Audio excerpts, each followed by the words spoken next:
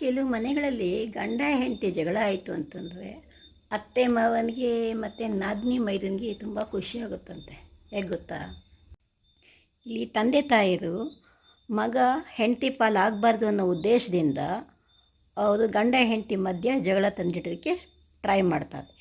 ಮತ್ತು ಇನ್ನೊಂದು ಅಣ್ಣ ತಂಗಿ ತಮ್ಮ ಅವರು ಎಲ್ಲಿ ನಮ್ಮ ಅಣ್ಣನ ಬೆನಿಫಿಟ್ ಇಲ್ಲ, ಅವ್ರ ಹೆಂಡತಿಗೆ ಹೋಗ್ಬಿಟ್ರೆ ನಮಗೇನು ಬೆನಿಫಿಟ್ ಮಾಡಲ್ಲ ಅಣ್ಣ ಅಂತ ಹೇಳಿಬಿಟ್ಟು ಅವ್ರ ಬೆನಿಫಿಟ್ ನೋಡ್ತಾರೆ.